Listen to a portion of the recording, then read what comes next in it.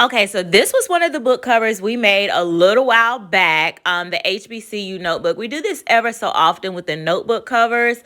And then I upload them so that you can grab them on my site at bookbaguniversity.com. But today we're going to be doing it again. So I'm going to be showing you how to create another book cover for Amazon KDP. Let's get into it. But first, if you are new here, I am Latoya Nicole. And a few years ago, I published my very first book that grew into a multi-six-figure coloring book business. And now I teach other women just like you how to establish and expand your author brand. So if that's something you're interested in, I highly recommend you checking out bookbaguniversity.com, where I offer tools and resources. I even have a marketing course that walks you step by step through my exact strategy to building my business to a multi-six-figure business. All right, now let's get into creating a book cover to sell on Amazon KDP. So the very first thing that we're going to do is we're going to go to Google and we're going to do a search for KDP cover calculator.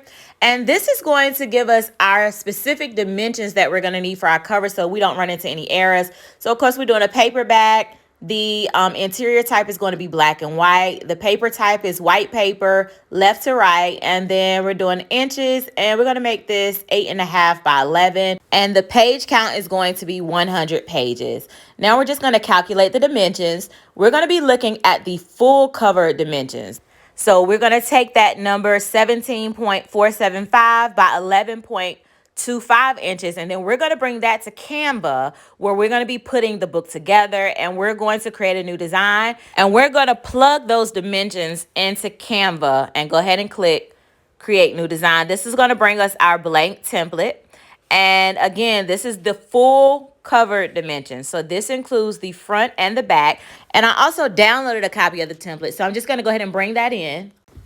And then I'm just going to drag it to the top and then bring it down so that the edges meet perfectly and kind of click in place. You'll know when you see the purple around the Canva document. Then I like to go ahead and bring it down so I can start working on the background, but I can still see the template. Now we're going to head over to Midjourney to create our cover image. So of course we have to start with our prompt, which is \imagine, and then I'm going to be putting in the type of image that I want to generate for this particular book cover. I think I want to do something related to self-care. So I just decided to use the prompts, Black woman self-care, bright teal colors, nice and simple. And so here are the beautiful 4 images that were generated from our prompts. I actually like all 4 of them, but I just love teal anyway, so I'm probably going to like any image that teal is on. Now, it's just a little bit too much skin showing for me. I mean, but everybody got their preference. But for me, I think I'm going to go with image number 1, and I'm going to upscale that one. All right, so then I will be clicking on U1 to upscale the image number 1 that I like the best and save it to my computer. Now let's take that same image and bring it into Canva to upload it into our document so that we can go ahead and start putting the cover together. All right, so I always like to bring the template down so I can start working with the cover. The right side is going to be the front of the cover. And then the left side is going to be the back of the cover, okay? So I'm just bringing the picture in and kind of lining it up. And then just dragging it down to fit all the way to the bottom of the page so it can be the full cover. Then I like to go in and play with the background. Sometimes I remove it, sometimes I don't. But let's just see what it looks like.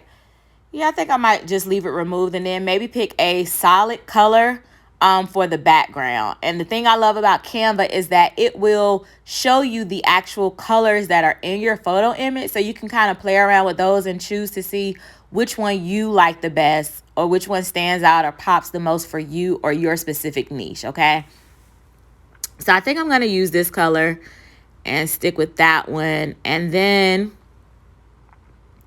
I am just moving it over just a little bit so I can see all of her afro because it's cute. I like it. So I'm just going to move it over. Now, one thing you want to keep in mind is the pink area that you see in the template. You just want to make sure that any important things are within that pink area. So when you go to grab your text for your title, you just want to make sure that if you're putting your text big, that it's not extending so far that it's covering over that pink section, because what'll happen is when KDP goes to print your book, it will get cut off. So you want to make sure that everything is within the pink section on the front and the back. All right. So for this, I'm going to just call it a self-care journal.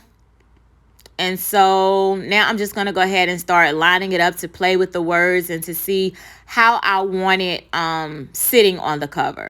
All right, so then I just take a little while to kind of play with it and move things around and get the title like I want it. I think I want to put the title above her head so it can kind of stand out a little more. And then I'm going to add cursive to the bottom part of the title and just play around with that until I get it exactly like I want it, or at least good enough where I'm like, okay, I think this could work, right? So the key with doing a great cover is going to Amazon and looking within your specific niche to see what the top maybe 3 to 5 books are, and then take those 3 to 5 books and start looking at some of the things that are making those books sell. Look at the reviews, look at the positive reviews and see what people are liking, and look at the negative reviews also and see what people are not liking, so that you can make sure that when you're making your cover that you're including the things that people like and improving upon those things, and then the things that people don't like, make sure you're not including those things when you're making a cover. But overall, knowing your audience is key with making a book cover that stands out and is actually going to grab the eye of your specific customer. So before you even create your book, think about who your book is for. And once you know who your book is for, you will be able to relate to them and know exactly what they want, because you're going to do research. I know for me specifically, I am my target audience. So even though I do research, I also look within myself and ask myself, what is something that I would actually like, or what is something that I need during this time? And then I base my books off of that information. Once I know that information, then I start looking for trends. I start listening to what I'm hearing people talk about most often. And I start plugging that into my idea to make my book unique and make it something that is not already on the market, or to add a twist to it or something. Because remember, if someone is already selling the same exact book that you're making, what is going to make someone else purchase your book versus the book that's already selling? So that's why it's important to gather your thoughts and ideas and then go to Amazon and see what's working for them and add your unique twist to it, or a trend to it, or something to kind of intertwine in it, so that it's not just like something else that's already on the market as well. So anyway, y'all, that is how to create a book cover for Amazon KDP. Once you have your cover together, you go ahead and save it as a PDF document. And if you need to know how to upload your book, I have a video for that I'll link. Y'all, I done started working on another cover. So let me go ahead and log off before I keep y'all here all day. And I know y'all got stuff to do, because I got stuff to do too.